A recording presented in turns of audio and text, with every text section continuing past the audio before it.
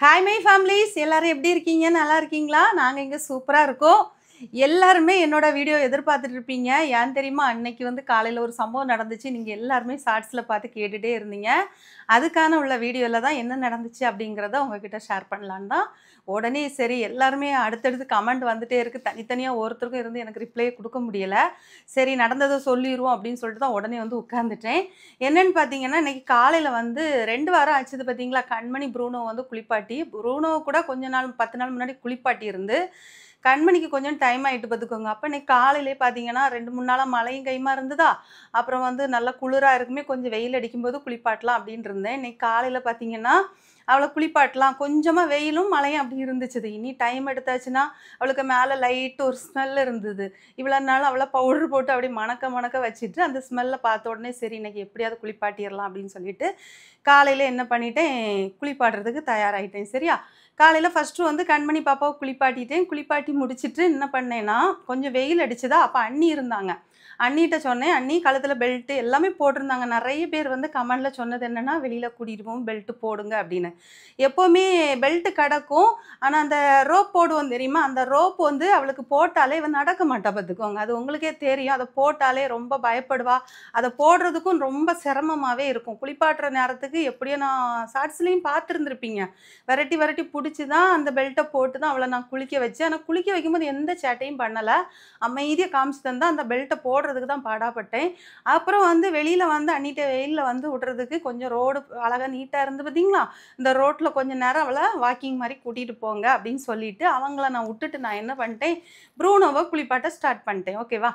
அப்புறம் வந்து அண்ணி வந்து கொஞ்ச நேரம் அங்கே இங்கேயுமா கூட்டி கொண்டுட்டு போகக்கூடிய நேரத்தில் அவள் என்ன பண்ணிட்டா, கார் வந்துருச்சு. கார் வந்த உடனே என்ன பண்ணியாச்சுன்னா, நடு ரோட்டில் நிற்கிறா, பெல்ட்டில் இழுத்தாச்சுன்னா வரவே மாட்டேங்கிறா, அடம் பிடிக்கிறா. அடம் பிடிச்சி கார் நின்றுக்கிட்டே இருக்குது ரொம்ப நேரம். அப்புறம் என்ன பண்ணுறது, நான் உடனே என்ன பண்ணிட்டேன், ப்ரூனோவை அப்படியே ப்ரூனோவுக்கு நான் என்ன பண்ணுறேன், சோப் போட்டுட்ருக்கேன். உடனே நான் தானே என்ன பண்ணிட்டேன், அப்படியே பகுதியிலே விட்டுட்டு ஆச்சிட்ட கொஞ்சம் பார்த்துக்கோங்க வெளியில் வராமன்னு சொல்லிட்டு வெளியில் வந்து கதவை லாக் பண்ணிவிட்டு இவளை வந்து பிடிக்க வந்தாச்சுன்னு இவன் என்ன பண்ணிட்டான்னா, அந்த இழுக்கும்போது அவள் ரொம்ப அப்படி டைட்டாக பிடிச்சி வச்சுருந்தா தெரியுமா, அந்த கழுத்து பெல்ட்டு கலண்டு வந்துட்டு. வெளியில் போகும்போது வந்து பார்த்தீங்கன்னா பெல்ட் இல்லாமல் இல்லை, குளிப்பாட்டும் போதே அந்த கழுத்தில் பெல்ட் இருந்தபடியே அப்படியே தான் வெளியில் வந்தால் அது உருவி தான் வந்துட்டு பார்த்துக்கோங்க. ரொம்ப நம்ம டைட்டாக போட்டு பண்ணாலும் அவளுக்கு நெக்கு டைட் ஆகுமேன்னு சொல்லிட்டு கொஞ்சம் ஃப்ரீயாக விட்டு தான் நான் என்ன செஞ்சுருக்கேன், கட்டி வச்சுருக்கேன். ஆனால் அதுலேருந்து உருவி வந்து ஓட ஆரம்பித்தது. ஓடுறோம். அவள் ஃபஸ்ட்டு வந்து பார்த்திங்கன்னா, எங்கள் வீட்டில் எப்போவுமே வாக்கிங் போகிற கொஞ்சம் தூரத்தில் தான் எங்கள் கண்காணிப்பிலே நின்றுட்டு இருந்தனால நாங்கள் ஃபஸ்ட்டு கொஞ்சம் பார்த்துட்டே இருந்தோம். அப்புறம் அவள் என்ன பண்ணா அப்படின்னா, நான் 2வது சரி அண்ணி நிற்காங்கல்ல, நம்ம வீட்டு எல்கையில் தானே நிற்கிறாங்க அப்படின்னு சொல்லிட்டு ப்ரூனோக்கு சோப் போட்டு ரொம்ப நேரம் விடக்கூடாது பார்த்தீங்களா? ஓடி நான் உள்ளே வந்துட்டு நான் என்ன பண்ணேன், 2 கேட்டையும் பெரிய கேட்டு எல்லாத்தையும் திறந்து வச்சுட்டேன். அப்படியாவது அவள் உள்ளே வரட்டும் அப்படின்ட்டு. அப்போ நான் இவனை இதில் வந்து குளிப்பாட்டிகிட்டு இருக்கிறத பார்த்தோன்னே இவன் என்ன பண்ணிட்டா, தண்ணியில் மீண்டும் நம்மளை குளிப்பாட்டிடுவாங்கன்னு சொல்லிட்டு வந்தவ தானே ரிட்டன் என்ன செஞ்சுட்டா, உள்ளே வீட்டுக்குள்ளே வரமாட்டேங்கிறா. ரவுண்ட் அடித்து உள்ளே வர மாதிரி வந்துட்டு அப்படியே திரும்பி ஓடிடுறா. சரியா? அப்போ அண்ணி என்னால் முடியலை, நீங்கள் ஓடி வாங்க அப்படின்னு சொல்லிட்டு அண்ணி கூப்பிடவும் நான் அந்த ஈரத்தோடு என்ன செய்கிறேன், ப்ரூனோவை குளிப்பாட்டிட்டேன். ஒரு வழியாக முடிச்சுட்டு உடனே என்ன பண்ணிட்டேன், வெளியில் வந்து பார்த்தாச்சுன்னா கூப்பிடுறேன் நிற்கவே மாட்டேங்க, தூரத்துக்கு போயிட்டா பார்த்துக்கோங்க. அப்புறம் அண்ணி ஒரு பக்கம் ஓட. உண்மையிலே சொல்லுங்க, அண்ணிக்கு நான் ரொம்ப நன்றி சொல்லணும். ஏன்னா இன்னைக்கு அண்ணி இல்லைன்னு வச்சுக்கோங்க, நான் எப்படி பிடிச்சிருப்பேன்னு எனக்கே தெரில. ஏன் தெரியுமா? அவள் ஓடுறப்ப அங்கிட்டு ஒரு ஆள் வரணும் வந்து பிடிக்கிறதுக்கு. அண்ணி அந்த என்னால் ரொம்ப ஓடவும் முடியலை, மூச்சு வாங்குது ஒரு பக்கம். அண்ணி செருப்பு போடலை ஒரு பக்கம். அவள் எங்கே போயிருக்கா, நான் இங்கேருந்து ஸ்ட்ரைட்டாக ஒரு தூரத்துக்கு போய் அங்கேருந்து ரைட்டில் கட் பண்ணி ஒரு தெரு, அங்கேருந்து பழையபடி ஒரு ரைட் கட் பண்ணி, அங்கேருந்து லெஃப்ட் கட் பண்ணி மொத்தத்தில் இந்த தெரு ஃபுல்லுமே முடிச்சுட்டா பார்த்துக்கோங்க. கடைசி வரை போயிட்டா. போராடி ஒன்று எனக்கு ஒரு பயம் என்னென்னா, இந்த நேரத்தில் வாகனங்கள் கூட நம்ம ஸ்ட்ரீட்னால கொஞ்சம் மெதுவாக தான், இன்னும் ஊருக்குள்ளே இருக்கிறவங்க தானே மெதுவாக தான் பார்த்து வருவாங்க. ஆனால் வேறு பப்பிகள் ஏதாவது வந்து கடிச்சிடக்கூடாது. அப்புறம் வேறு வீடுகள்லையும் பார்த்தீங்கன்னா கேட்டுக்குள்ளே வந்து வேறு பப்பிகள் சவுண்டு நிறைய கேட்குது. கேட்டு பூட்டி இருக்கிறனால உள்ளே இருந்து கத்துது. அந்த சவுண்டை கேட்டு இவள் என்ன செய்கிறா, எந்த பக்கம் போகிறது. ஆனால் என்ன ஒரு டவுட் அப்படின்னா, கண்மணி வந்து இங்கே இருக்கும்போது என்ன நடந்தாலும் அவளுக்கு தெரிகிறது. ஆனால் அவள் வெளியிடங்களில் போகும்போது நான் கூப்பிட்றது கண்மணின்னு ஒரு பக்கம், ஆனால் அவள் திரும்பி வேறு பக்கம் திசை அங்கங்கே பெப்பரப்பேன்னு பார்த்துட்டு இருக்காளே தவிர நான் கூப்பிட்றதுக்கு அவள் என்னை திரும்பி பார்க்கவே இல்லை. அதே மாதிரி அவள் எனக்கு வந்து என்ன செய்யலை, நின்றுட்டு அப்பப்போ வாலாட்டுற பக்கத்தில் போனால் ஓடிடுறா. சரியா? என்னால் போராடி அரை மணி நேரம் ஆச்சுதுங்க. வேறு என்ன பண்ண முடியும்? ஒரு வழியாக அண்ணி ரவுண்டு கட்டி லாஸ்ட்டில் அண்ணி என்ன பண்ணிட்டாங்க, லாஸ்ட்டில் ஒரு புல்லுகள் நெறைய இருந்த வீடுகள் பக்கம் தான் ஒரு காலி மனை இருந்துச்சு. அதில நெறைய கொஞ்சம் அந்த புல்லுகள் இருந்துச்சு. 2 பக்கம் வீடு, பின்னாடி பக்கம் காம்பவுண்டு. அந்த புல்லுகளுக்குள்ள போய் கொஞ்சம் போயிட்டா. ஒரு வழியா என்ன செஞ்சுட்டா, வளைச்சு புடிச்சு, அதில ஒரு காமெடி என்னன்னு பார்த்தீங்கன்னா, அவ தான் நடக்க மாட்டாளே! ரோப் போட்டா நடக்க மாட்டா. பிடி தர்றதுக்கு வந்து கழுத்துல கயிறு இல்ல. எப்படி பிடிப்பேன் சொல்லுங்க?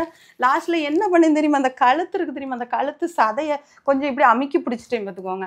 அந்த சதை பிடிப்புல தான் பிடிச்சுக்கிட்டு படபடா பெல்ட்ட கையில கழுத்துல போட்டேன். பெல்ட் போடல சாரி. பெல்ட் வீட்ல தான் வந்து போட்டேன். அதெல்லாம் தூக்கிட்டு நம்ம ஓடல பார்த்தீங்களா?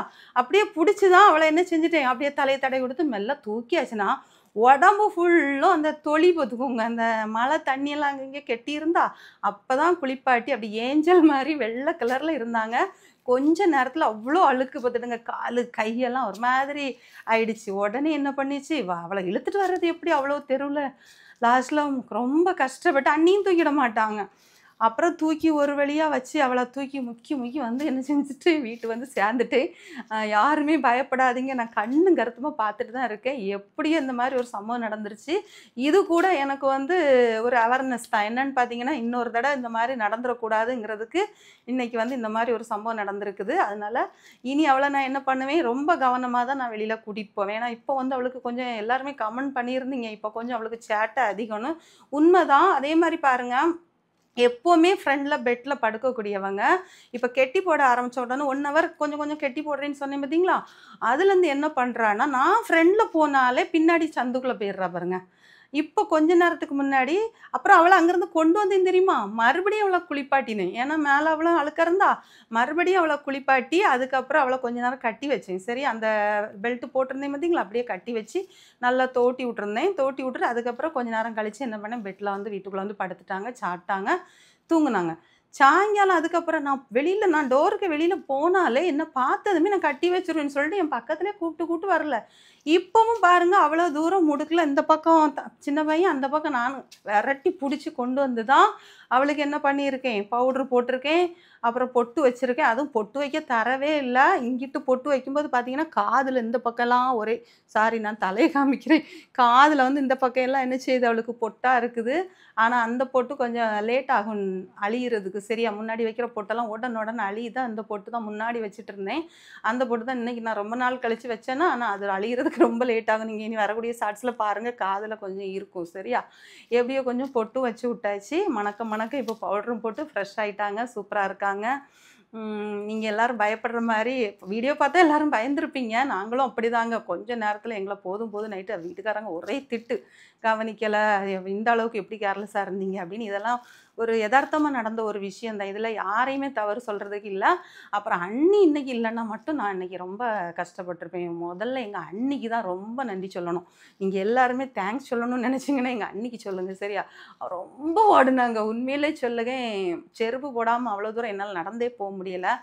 அவங்க வந்து ஓடுனத பார்க்கும்போது, அந்த அந்த நேரம் எனக்கு அவங்க ஓடுனத தனியா பார்க்கல. அப்புறம் வீடியோவ பார்க்கும்போது உண்மையிலே அவங்க ஓடுனத பார்த்து, இவங்க இல்லன்னா நான் அன்னைக்கு எப்படி பிடிச்சிருப்பேன் அப்படிங்கிற மாரி ஃபீல் பண்ணேன். ஸோ அவங்களுக்கு தான் ரொம்ப நன்றி சொல்லணும். சரியா? நல்லபடியா கூட்டிட்டு வந்தாச்சு. ஒரு பெரிய மாநாடு நடந்த மாரி இன்னைக்கு ஆயிடுச்சு. சரியா? இப்போ நல்லபடியா சேஃபா இருக்காங்க, தூங்கிட்டு இருக்காங்க. இத தான் உங்கள்ட்ட சொல்லணும்னு நெனச்சேன். இல்லன்னா நீங்க எல்லாருமே, "அக்கா என்ன நடந்துச்சு? இது வந்துட்டாளா? கண்மணி வந்துட்டா?" ஏன்னா ஃபர்ஸ்ட்டு ஷார்ட்ஸ்ல வந்து முடிவில்லாம போட்டிருந்தேன். வந்துட்டாளா? இல்லையான்னு விரட்டுற மாரி தான் முடிஞ்சுது. அந்த செகண்ட் முடிஞ்சுட்டு. அடுத்த ஷார்ட்ஸ்ல வந்து நான் உடனே நீங்க எல்லாரும் டென்ஷன் ஆயிருவீங்க அப்படின்னு சொல்லிட்டு, 1, 2 பேர் தெரிஞ்சவங்கலாம் உடனே ஃபோன் பண்ணிட்டாங்க. "கண்மணி வந்துட்டாளா? வந்துட்டாளா? கண்மணி எங்க போயிட்டா? பக்கத்து ஊருக்கு போயிட்டாளா?" அப்படின்னு சொல்லிட்டு நெறைய பேர் தெரிஞ்சவங்க, என் நம்பர் தெரிஞ்சவங்க கால் பண்ணி கேட்டாங்க. ரொம்ப சந்தோஷங்க. ஒண்ணும் பிரச்சனை இல்ல. இனி சேஃபா பார்த்துக்கிறேன். குழந்தை நல்லா இருக்கா, ஆரோக்கியமா இருக்கிறா. ஒண்ணும் பிரச்சனை இல்ல. சரியா? நம்ம அடுத்த வீடியோல சந்திக்கலாம். இன்னைக்கும் நான் செல்ஃபி வீடியோ தான் எடுத்திருக்கேன். இனி ஒவ்வொரு டைமும் இப்படியே நான் வந்து என்ன செஞ்சிரலாம், வீடியோ எடுத்துரலாம்னு நெனைக்கிறேன். இந்த வீடியோ எப்படி இருக்குன்னு சொல்லிட்டு மறக்காம கமெண்ட் பண்ணுங்க. வீடியோ பிடிச்சிருந்தா லைக் பண்ணி மறக்காம சேனல சப்ஸ்கிரைப் பண்ணுங்க. Thank you. பாய்.